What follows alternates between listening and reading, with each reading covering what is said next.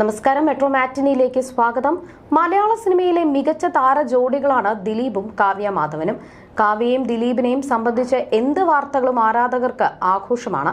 സിനിമയിലെ പ്രേക്ഷകരുടെ പ്രിയപ്പെട്ട ജോഡികൾ അല്പം വൈകിയാണെങ്കിലും ജീവിതത്തിലും ഒന്നിക്കുകയായിരുന്നു.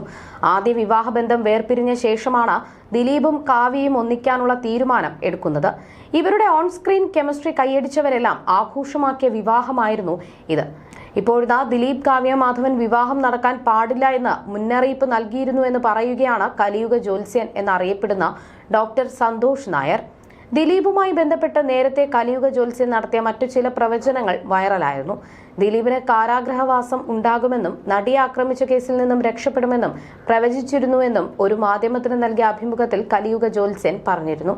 മാത്രമല്ല, കേസിന് ഹൈക്കോടതിയിൽ എത്തിയാൽ എന്ത് സംഭവിക്കുമെന്നും കലിയുഗ ജ്യോത്സ്യൻ പ്രവചിച്ചിരുന്നു. കലിയുഗ ജ്യോത്സ്യന്റെ വാക്കുകൾ ഇങ്ങനെയായിരുന്നു: ദിലീപിന് ഒന്നും സംഭവിക്കില്ല എന്നത് 3 വർഷത്തിന് മുൻപ് തന്നെ താൻ പറഞ്ഞിരുന്നു.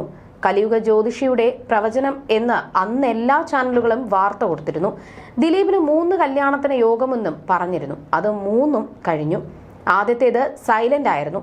അതിനുശേഷം മഞ്ജു വാര്യരും കാവ്യയുമായി. കേസിൽ ദിലീപിന് ഒന്നും സംഭവിക്കാൻ പോകുന്നില്ല എന്ന് തനിക്ക് അറിയാമായിരുന്നു. ഇനി ദിലീപിനെ വെറുതെ വിട്ടതിന് എതിരെ ഹൈക്കോടതിയിൽ പോയാലും ഒന്നും സംഭവിക്കില്ല. കാരണം മനുഷ്യരല്ലേ പോകുന്നത്. അവിടെ പോയിട്ട് വാദപ്രതിവാദം ചെയ്യുന്നതിലല്ലേ കാര്യം. ഗോവിന്ദചാമിയുടെ കേസിൽ ആളൂർ വന്നപ്പോൾ സൗമ്യ സ്വയം ബലാത്സംഗം ചെയ്ത് ട്രെയിനിൽ നിന്ന് ചാടി എന്നായി.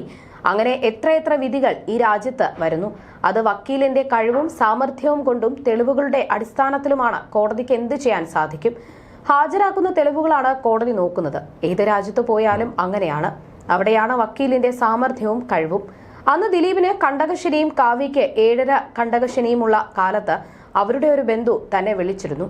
ഈ കല്യാണം നടത്തരുത് എന്നും സമയം മോശമാണെന്നും താൻ പറഞ്ഞിരുന്നു. ദിലീപിന് കാരാഗ്രഹവാസം ഉണ്ടാകുമെന്ന് പറഞ്ഞിരുന്നു. അതുപോലെ തന്നെ സംഭവിച്ചു. അന്ന് അവർക്ക് അത് അത്യാവശ്യമായിരുന്നു. വിവാഹം കഴിച്ചേ പറ്റൂ എന്നായിരുന്നു.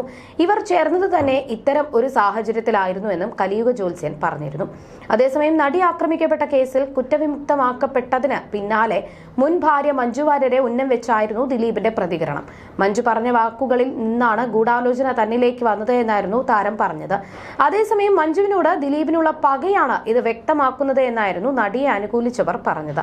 എന്നാൽ മുൻ ഭാര്യയോട് താൻ ക്ഷമിച്ചു എന്നാണ് ദിലീപ് തന്നോട് പറഞ്ഞതെന്ന് പറയുകയാണ് സംവിധായകൻ ശാന്തിവിള ദിനേശ്. നടി കേസിനെ കുറിച്ചും ഭബബ സിനിമയെക്കുറിച്ചും മോഹൻലാലിനെ കുറിച്ചും എല്ലാം അദ്ദേഹം സംസാരിച്ചിരുന്നു. ശാന്തിവിളയുടെ വാക്കുകൾ ഇങ്ങനെയായിരുന്നു: ഭബബ സിനിമ റിലീസായ ദിവസം തന്നെ ഞാൻ കണ്ടു. ആപത്തിൽ സഹായിക്കാത്ത ഒരാളെയും ചങ്ങാതിയായി കൂട്ടരുതെന്ന് ആ സിനിമ കണ്ടപ്പോൾ എനിക്ക് തോന്നി. നടി ആക്രമിച്ച കേസിൽ ദിലീപിന്റെ പേരിൽ കേസ് വന്നപ്പോൾ ഇവിടുത്തെ സിനിമാ സംഘടനകളെല്ലാം അയാളെ പുറത്താക്കാൻ മത്സരിക്കുകയായിരുന്നു. എന്നിട്ട് അയാൾ ജാമ്യത്തിൽ പുറത്തിറങ്ങിയപ്പോൾ അയാളെ വെച്ച് സിനിമ എടുത്ത വേന്ദ്രന്മാരും ഉണ്ടായിരുന്നു. അമ്മയുടെ മീറ്റിംഗ് നടക്കുകയാണ്. മമ്മൂട്ടിയുടെ വീട്ടിൽ മീറ്റിംഗ് നടക്കുമ്പോൾ ഒരു യുവനടൻ ക്യാമറകളെ നോക്കി പറഞ്ഞ വാചകം മലയാളി മറക്കാൻ ഇടയില്ല. നമ്മൾ ആരും മറന്നാലും ദിലീപ് മറക്കില്ല. കമ്മിറ്റി അത് അംഗീകരിച്ചില്ലെങ്കിൽ പുറത്തു വന്ന് ഞാൻ ചിലത് പറയും എന്നായിരുന്നു അയാളുടെ ഭീഷണി. ശരിക്കും മമ്മൂട്ടി അടക്കം ആ ഭീഷണിയിൽ വിഷമിച്ചു. തല താഴ്ത്തി കൊടുത്തു എന്ന് വേണമെങ്കിൽ പറയാം.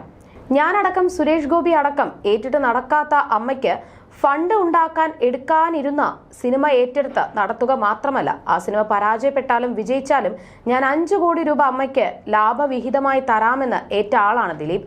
പടം വലിയ വിജയമായതുകൊണ്ട് 6.5 കോടി നൽകിയ മനുഷ്യനെയാണ് പുറത്താക്കണമെന്ന് വാദിച്ചത് എന്നൊക്കെ മമ്മൂട്ടി ചിന്തിച്ചിരിക്കാം.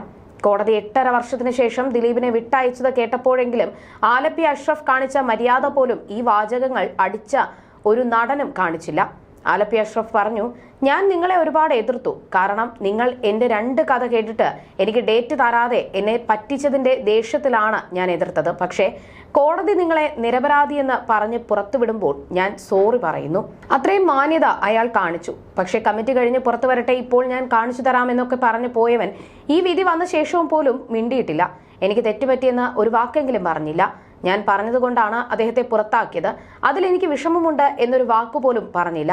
ഒരു പെണ്ണും പിള്ള തനിക്കുള്ള പക തീർക്കാനായി മൈക്കിന് മുന്നിൽ കാച്ചിയ വാചകം വിശ്വസിച്ചത് എന്റെ തെറ്റായിരുന്നു എന്നെങ്കിലും ആ നടൻ പറയേണ്ടതായിരുന്നു.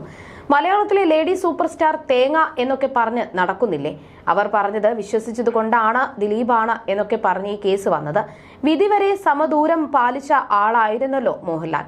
നടി ആക്രമിക്കപ്പെട്ട കേസ് വന്നപ്പോൾ ആ പെൺകുട്ടിക്ക് എന്റെ അനിയത്തിക്ക് നീതി ലഭിക്കട്ടെ, ദിലീപ് ഈ കേസിൽ ഇല്ല, നിരപരാധിയാണെന്ന് തെളിയിക്കട്ടെ എന്ന് ഞാൻ ഈശ്വരനോട് പ്രാർത്ഥിക്കുമെന്ന് പറഞ്ഞ ഏക ആളാണ് മോഹൻലാൽ. അതിന് മോഹൻലാലിനെ ഒരുപാട് പേർ എടുത്തുകൊടുത്തു. എന്നിട്ടും മോഹൻലാൽ അത് തിരുത്തിയില്ല. പരസ്യമായി അതിജീവിതയ്ക്കും ദിലീപിനും വേണ്ടി പ്രാർത്ഥിച്ച ആളാണ്. മോഹൻലാലിനെ നന്നായി പഠിച്ചാൽ അങ്ങനെ തന്നെയല്ലേ അദ്ദേഹത്തിന് പറയാൻ കഴിയൂ എന്ന് മനസ്സിലാകും. ദിലീപിന്റെ സഹോദരി ഫ്ളാറ്റിലാണ് താമസം. ദിലീപിന്റെ അനുജൻ വേറെ വീട്ടിലാണ് താമസം. പക്ഷെ ഇവരെല്ലാവരും രാവിലെ മുതൽ രാത്രി വരെയും ഒരു കൂട്ടുകുടുംബത്തെ പോലെ ദിലീപിനോടൊപ്പം തന്നെ ആലുവയിലെ വീട്ടിലുണ്ട്. ഒരു കൂട്ടുകുടുംബ രീതിയിലാണ് ദിലീപ് ആ വീട് കൊണ്ടുപോകുന്നത്. അതുകൊണ്ട് തന്നെ അയാൾക്ക് ഇതുപോലുള്ള ഒരു നാറിയ കേസിൽ ബുദ്ധി ഉപദേശിക്കാൻ കഴിയില്ല. തനിക്ക് 2 പെൺമക്കളുണ്ടെന്ന ബോധമുള്ള ആളാണ് ദിലീപ്. അതിനപ്പുറം അമിതമായ ഈശ്വര വിശ്വാസവും തന്നെ ചതിച്ച് അഴിക്കുള്ളിലാക്കിയ മഹതിയോട് പോലും മുകളിൽ ഇരിക്കുന്ന ആൾ ചോദിച്ചോട്ടെ എന്ന് സമാധാനപ്പെടുന്ന ആളാണ് ദിലീപ്. ഞാനൊരു ദിവസം ദിലീപിനോട് സംസാരിച്ചു. ഞാനൊന്നും പറയില്ല ചേട്ടാ, താങ്കൾ ഇപ്പോൾ ഒരാളെ പറ്റി സംസാരിച്ചില്ലേ, എന്നോട് ഈ ചതി കാണിച്ചതിന് ദൈവം കൊടുക്കട്ടെ, ഒന്നുമില്ലെങ്കിലും എന്റെ മീനുവിന് ജന്മം നൽകിയതല്ലേ, ഞാനൊന്നും പറയില്ല എന്നാണ് ദിലീപ് പറഞ്ഞത്. അങ്ങനെ പറയുന്ന ഒരാളാണ് ദിലീപ്. അങ്ങനെ ഒരാൾക്ക് ഇങ്ങനെ ഒരു ഹീനകൃത്യം ചെയ്യാൻ കഴിയില്ല എന്നാണ് എന്റെ വിശ്വാസം.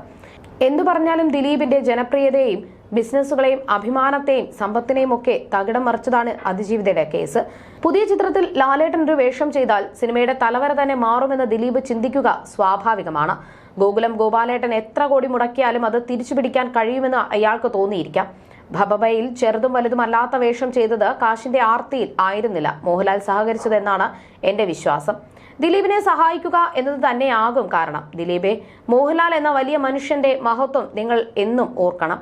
ഭബബയിൽ മോഹൻലാൽ സഹകരിച്ചതിനെ കുറിച്ച് എനിക്ക് നിങ്ങളോട് പറയാനുള്ളത് ഇത്രയേ ഉള്ളൂ എന്നാണ് ശാന്തിവിള ദിനേശ് പറഞ്ഞത്. You're watching me on metromatney.com. metromatney.com. Subscribe for more videos. Subscribe here for more videos. Subscribe now. Thank you.